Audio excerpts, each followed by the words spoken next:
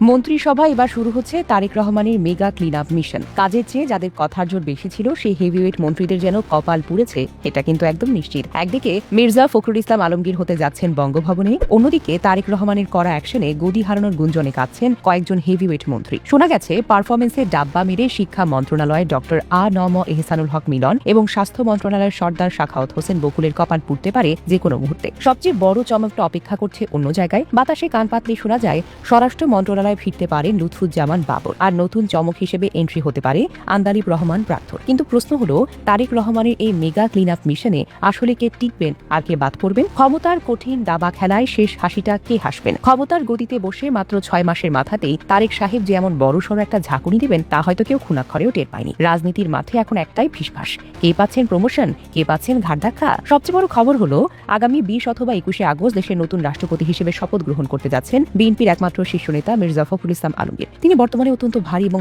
বড় মাপের একজন স্থানীয় সরকার পল্লী উন্নয়ন ও সমবায় বা এলজিআরডি মন্ত্রণালয়ে গুরুদায়িত্ব সামলাচ্ছিলেন। এই মন্ত্রণালয়টি পুরো দেশের উন্নয়নে আসল চাবিকাঠি। তিনি যখনই বঙ্গভবনের উদ্দেশ্যে পা বাড়াবেন, ঠিক তখনই এলজিআরডি মন্ত্রণালয়ের মতো এত বড় একটি জায়গা পুরোপুরি ফাঁকা হয়ে যাবে। আর একটিমাত্র ফাঁকা জায়গা পূরণ করতে গিয়ে পুরো মন্ত্রিসভায় শুরু হয়েছে রীতিমতো তুল কালাম কাণ্ড।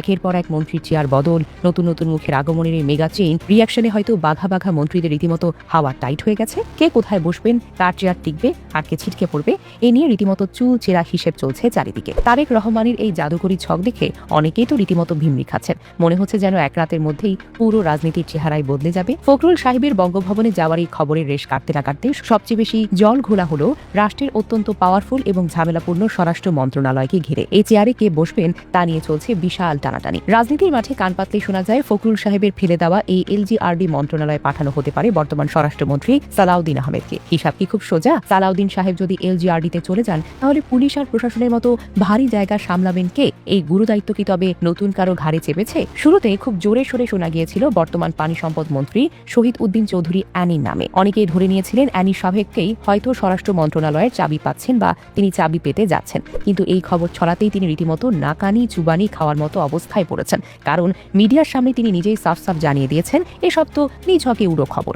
এমনই এক কথায় তিনি চরম বিরক্ত এবং সেটা গোপনও করেননি। এত বড় একটা মন্ত্রণালয়ের দায়িত্ব নেওয়ার কথা শুনলে যেখানে অনেকের মুখে হাসি ফোটে, সেখানে অ্যানি সাহেব যেন ছ্যাঁকা খাওয়ার মতো করে চমকে উঠলেন। তা নিয়ে অনেকেই মেলাচ্ছেন নানা হিসেব। রাজনীতিতে যা রটে তা কিছুটা হলেও বটে বা কিছুটা হলেও ঘটে। আগামী 21 বা 22 আগস্টের পর এই সমস্ত জল্পনা কল্পনার ওপর থেকে পর্দা উঠবে বলে আশা করা হচ্ছে। স্বরাষ্ট্র মন্ত্রণালয় নিয়ে এই ধোঁয়াশার মধ্যে সবচেয়ে বড় আর চমকপ্রদ দাবিটি উঠেছে একেবারে মাঠ পর্যায়ে সাধারণ কর্মীদের কাছ থেকে। বিএনপির ডাইহার্ড সমর্থকরা এখন একটাই স্লোগান দেন, পুলিশের ভেঙে পড়া সিস্টেম ঠিক করতে এবং পাড়া মহল্লার দাদাগিরির শক্ত হাতে সাইজ করতে তাদের প্রথম এবং শেষ পছন্দ লুৎফুজ্জামান বাবর। বিগত সরকারের আমলে এই নেতার উপর দিয়ে যে পরিমাণে স্টিম রোলার বয়ে গেছে তা রীতিমতো পিলে চমকানো। দিনের পর দিন অত্যাচার, দীর্ঘ জেলবিহীন জেল জীবন সহ্য করা তার জন্য রীতিমতো অনেক কষ্টকর ছিল। তাই সাধারণ কর্মী থেকে শুরু করে হাইকমান্ডের অনেকেই ধারণা এমন একজন পরীক্ষিত এবং পোড়া খাওয়া নেতার হাতে স্বরাষ্ট্র মন্ত্রণালয়ের দায়িত্ব, কঠিন দপ্তরের চাবি দেওয়াটা আসলে উচিত। বস বাবরের রাজকীয় কামব্যাকের সম্ভাবনা নিয়ে এখন চায়ের কাপে রীতিমতো ঝড় উঠেছে। তার মতো একজন চতুর খেলোয়াড় যদি সত্যি স্বরাষ্ট্র মন্ত্রণালয়ে বসেন, তাহলে দেশের অপরাধ জগতে যে একটা বড়সড় কাঁপুনি ধরবে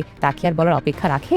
সাধারণ কর্মীদের প্রবল দাবির মুখে তারেক রহমান শেষ পর্যন্ত কি চমক দেবেন, সেটা এখন কোটি টাকার প্রশ্ন। বাবরের এই রাজকীয় প্রত্যাবর্তনের গুঞ্জনের মাঝেই সামনে এসেছে আরো একটি বিশাল চমক। শুধু পুরানোদের জায়গা বদলই নয়, তারেক সাহেবের এই মেগা রদ বদলের মাস্টার প্ল্যানে নতুন মুখের ছড়াছড়ি দেখার সম্ভাবনাও কিন্তু প্রবল। বিশেষ করে জোটের রাজনীতিতে শরিকদের একটা জব্বর মূল্যায়ন করার নীল নকশা চলছে ভেতরে ভেতরে। আর এই ক্ষেত্রে সবচেয়ে বড় চমক হিসেবে যার নাম বাতাসে ভাসছে, তিনি হলেন তরুণ প্রজন্মের ক্রেস আন্দালিব রহমান প্রার্থ। 20 দলীয় জোটের অন্যতম শরিক বাংলাদেশ জাতীয় পার্টি বা বিজেপির চেয়ারম্যান প্রার্থকে মন্ত্রিসভায় আনার জোর আন্দোলন চলছে বা জোর আলোচনাও চলছে। সংসদে দাঁড়িয়ে তার সেই কাঁপানো বক্তৃতার কথা সবারই জানা। পার্থর মতো একজন সোয়াগওয়ালা নেতার নাম মন্ত্রিসভায় আসার কথা উঠতেই রাজনীতির মাঠ রীতিরত থরথরে। তারেক সাহেব খুব ভালো করেই জানেন প্রার্থকে মাঠে নামালে সাধারণ মানুষের কাছে একটা দারুণ পজিটিভ মেসেজ যাবে। তবে হিসেব তো এখানেই শেষ নয়, কারণ টেকনোক্র্যাফট কোটায় মন্ত্রিসভার জায়গা পেতে পারেন বিএনপির vice chairman doctor Asaduzzaman Ripon. তাছাড়া পিছিয়ে নেই মিত্র দলের নেতারাও। নাগরিক ঐক্যের সভাপতি মাহমুদুর রহমান মান্নাকেও এই কোটায় মন্ত্রী বানিয়ে জাতীয় ঐক্যের একটা শক্ত বার্তা দিতে চাইছেন তারেক রহমান। এর মাধ্যমে শরিকদের বুঝিয়ে দেওয়া হবে তাদের অবমূল্যায়ন করার কোনো সুযোগ নেই।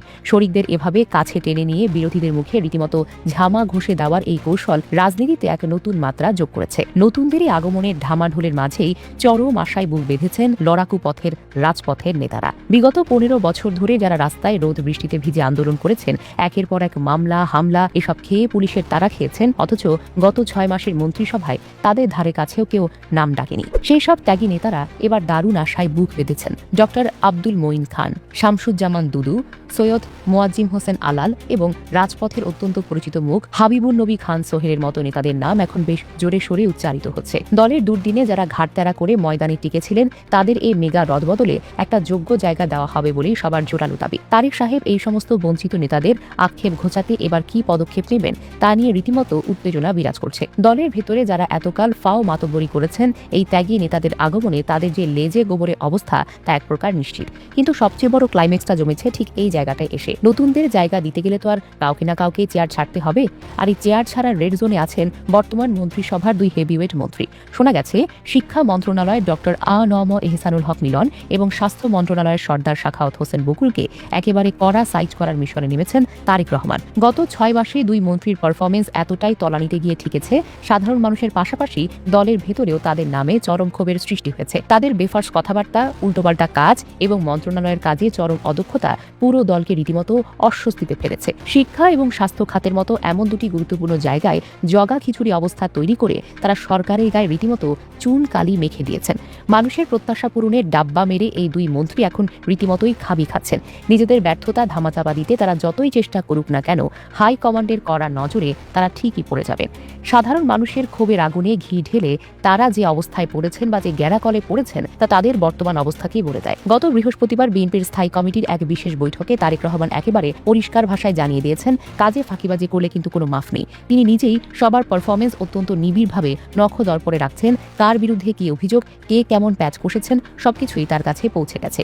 এবার প্রভাবশালী নেতাদের কোনো তেলবাজি দিয়ে কোনো লাভ হবে না। কাজে ব্যর্থ হলে সোজা খেল খতম। তারেক সাহেবের এই জিরো টলারেন্স নীতি দেখে ফাঁকিবাজ মন্ত্রীদের রীতিমতো রাতের ঘুম তো হারাম হয়ে গেছে। যারা ভেবেছিলেন ক্ষমতা পেয়ে বুড়ো আঙুল দেখিয়ে পার পেয়ে যাবেন, তারা এখন কেঁদে আর কুল কিনারাই পাচ্ছেন না। তারেক রহমান যে এবার কাউকে ফাও মাতব্বরি করতে দেবেন না, বরং নিজের সবাইকে নাচিয়ে ছাড়বেন, তা কিন্তু বেশ স্পষ্ট। আর তার এই দাঁত ভাঙা জবাব দলের ভেতরে এবং বাহিরে একটা কড়া সতর্কবার্তা হিসেবে কাজ করছে। সব মিলিয়ে ক্ষমতার এই চেয়ার দখলের লড়াইয়ে শেষ দানটা কে মারবেন তা দেখার জন্য আর মাত্র কয়েকটা দিন অপেক্ষা করতে হবে। মির্জা ফখরুলের বঙ্গভবনে যাওয়ার পর যে বিশাল একটা শূন্যতা তৈরি হবে, তা পূরণ করতে গিয়ে তারেক সাহেব কি জাদুকরি চমক দেখাবেন? স্বরাষ্ট্র মন্ত্রণালয় কি সত্যি বস বাবরের সেই রাজকীয় প্রত্যাবর্তন ঘটতে যাচ্ছে? তরুণ প্রজন্মের ক্রেজ আন্দালিব রহমান প্রার্থ কি সত্যি মন্ত্রিসভায় ঢুকে ছক্কা হাঁকাবেন?